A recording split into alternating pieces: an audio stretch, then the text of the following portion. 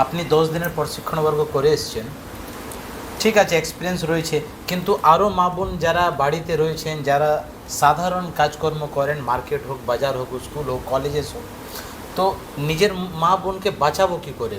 সূত্র কি আছে? কেন কি আমরা তো নিজের মা বোনকে কোনো ধর্মের শিক্ষাই দিই না। দেখুন, আমাদের শুরুয়াতটা কিন্তু গীতা দিয়ে করতে হবে। আমরা বহু বছর গীতাকে ভুলে গেছি। গীতা শিক্ষা যদি আমাদের শুরু হয়, হ্যাঁ, ঘর থেকে শুরু হয়, যদি এখন আমাদের উচিত গুরুকুল করা, জানি না কখন হবে এটা, কিন্তু যদি আমরা মায়েরা যেটুকু শিক্ষা আমরা জানি, আগেকার দিনে আমাদের মা কাকিমারা কিন্তু একটা করে পেজ তাদের ইয়ে ছিল যে গীতা পড়া, কিন্তু সেই জিনিসটা কিন্তু হাতে মোবাইল পাওয়ার পর থেকে আমরা কিন্তু সেই রীতিনীতিটা ভুলে গেছি।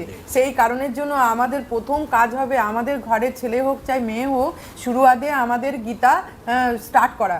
গীতা যদি পড়ানো হয়, তো গীতাতেই সমস্ত প্রশ্নের উত্তর আমাদের আছে। সেই গীতা শিক্ষা দিলে আমার মনে হয় যে হিন্দু মেয়েরা যে লাভ জেহাদের চক্রে পড়ছে, সেই সব থেকে বেরিয়ে আসবে, আর আমাদের সনাতন ধর্মের আমাদের জয় হবে। আমাদের যদি গোড়াটাই যদি আমাদের কাঁচা থাকে, তাহলে আমরা কি করে এগোবো? সেই জন্য আমাদের মাদেরকেই আগে সচেতন হতে হবে।